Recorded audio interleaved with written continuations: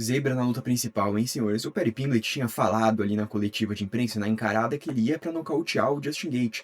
E de fato, por 25 minutos a gente viu ele tocando porrada ali com o Justin Gaethje, e mesmo tomando o knockdown, ele não mudou a estratégia, ele continuou isso até o final da luta.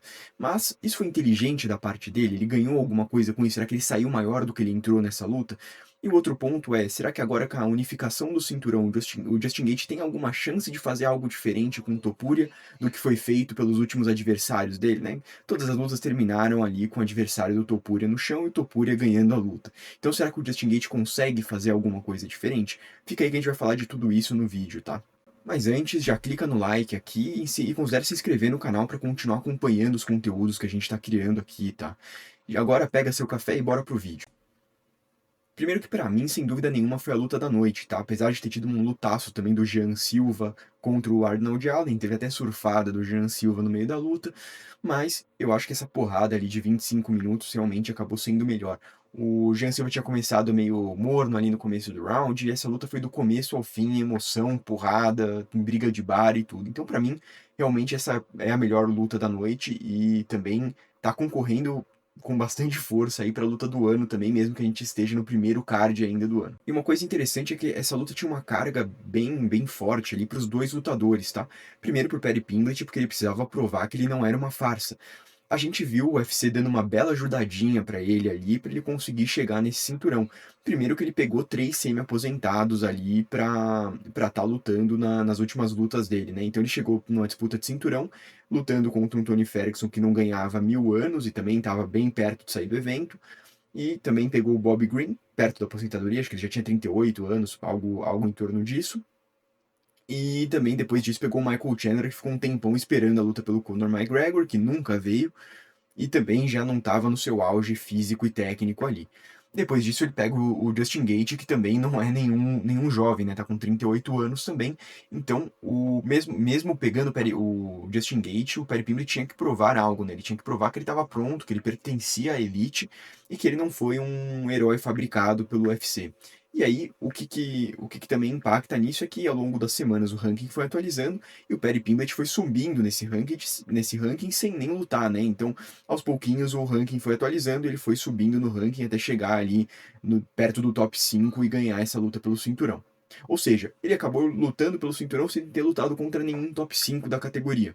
A gente pode considerar que essa foi uma das title runs aí mais favorecidas da história do UFC. Por outro lado, essa luta também tinha uma carga importante para o Justin Gaethje. Ele, com 38 anos, perto da aposentadoria, já tá falando aí em se aposentar talvez ano que vem, ele não tem muito tempo e ele tem que provar que ele pertence à elite ainda, né? A gente não nega a qualidade que tem o Justin Gaethje, mas perto da aposentadoria todo mundo aí dá uma piorada, né? Não tem jeito, a idade chega e você não vai conseguir performar da mesma forma com 38 anos como você performava com 35, com 33 anos. Então é natural que isso aconteça e era isso que estava em jogo. Era o Justin Gaethje provar que ele ainda pertencia à elite apesar da idade mais avançada que ele tem, ainda mais numa categoria mais leve, onde a idade importa mais ainda, se você comparar isso com categorias mais pesadas, né, como o peso pesado, o meio pesado, onde a gente tem lutadores que chegaram mais longe com idade mais avançada. Um outro ponto é que o Perry Pimblett era forte exatamente no ponto fraco do Justin Gaethje, apesar dele ser um wrestler de base, a gente não pode falar que a gente viu ele usando wrestling no UFC, porque a gente não viu. Ele, em geral, entra para trocar porrada e o Perry Pimblett é um ótimo finalizador, é muito bom de jiu-jitsu e a nossa expectativa era ver o Perry Pimblett derrubando o Gaethje e finalizando o Gaethje. Acho que é isso que todo mundo imaginou. Mas tudo isso ficou no papel, né? Porque na prática a gente viu o Perry Pimblett saindo na mão com o Justin Gaethje por 25 minutos, algo que a gente nunca imaginou que ia acontecer, né? Todo mundo imaginou que realmente ele ia para finalizar o Justin Gaethje no chão. E o outro ponto é que vocês entenderam que a gente correu o risco sério de ver o Perry Pimblett ganhando isso? Porque eu, sinceramente, marquei 3 rounds a 2 pro Justin Gaethje.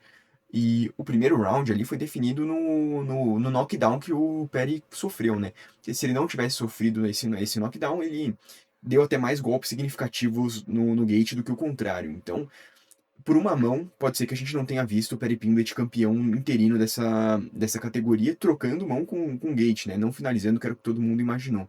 E aí o outro ponto que a gente precisa pensar é, foi esperto da parte do Pimblett fazer isso?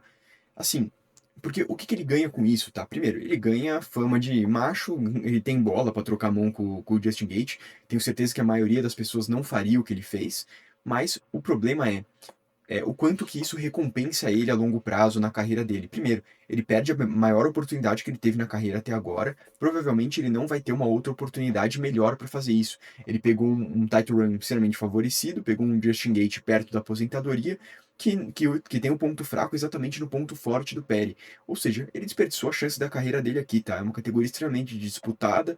Dificilmente ele vai ter outra chance de pegar um cara perto da aposentadoria como campeão da categoria peso leve, até porque é uma categoria que, em geral, tem campeões mais jovens se você compara com um peso meio pesado, com um peso pesado. Então, realmente foi uma oportunidade de ouro que ele acabou perdendo aqui. Com algumas poucas mudanças que ele tivesse feito na estratégia de luta, então, se ele tivesse começado quedas mais rápidas, bem no começo da luta, por exemplo, ele já colocaria aquele ponto de interrogação no gate, vou ter que defender queda também, além de bater.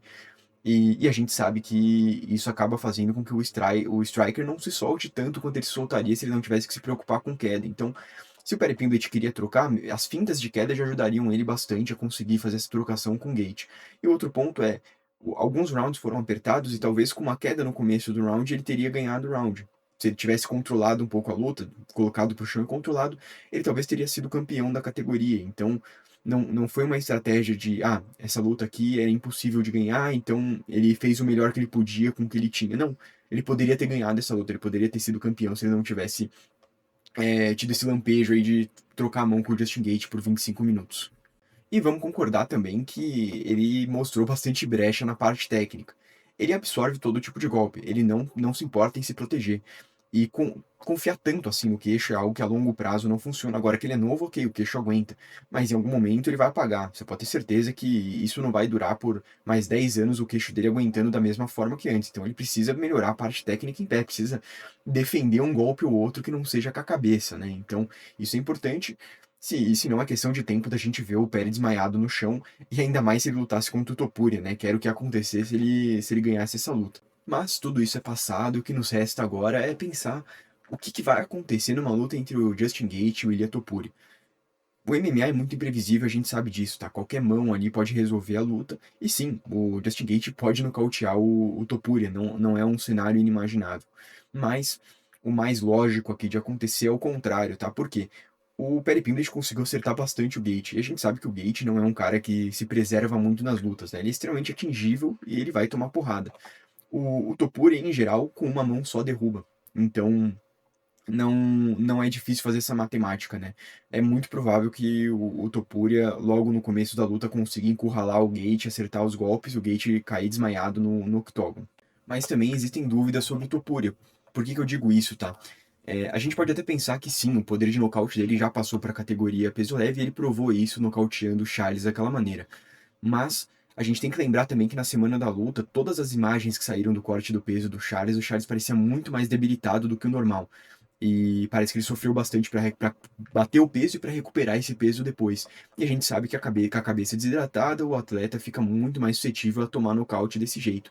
Então, como será que a força do Topuria vai se comportar em uma luta, por exemplo, em que o Gaethje esteja com uma recuperação de peso boa, de preferência sem infecção no pescoço, sem ter que tomar antibiótico, né? Porque isso também provavelmente prejudicou a performance dele contra o Perry.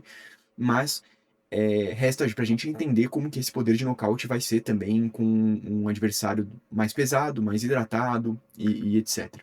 Mas essa é minha opinião, eu quero ouvir a sua. Coloca aqui nos comentários o que você acha que vai acontecer numa luta do Topuria contra o Gaethje e também eu queria que você julgasse aqui a estratégia do Perry Pimblett. Foi esperto da parte dele fazer isso? E também não perde outro vídeo que eu postei aqui sobre o Jean Silva e a surfada que ele deu em cima do Arnold Allen, tá? Então, todos os detalhes aí sobre a luta do Jean Silva contra o Allen e será que isso pode levar ele pro cinturão? Confere lá no vídeo.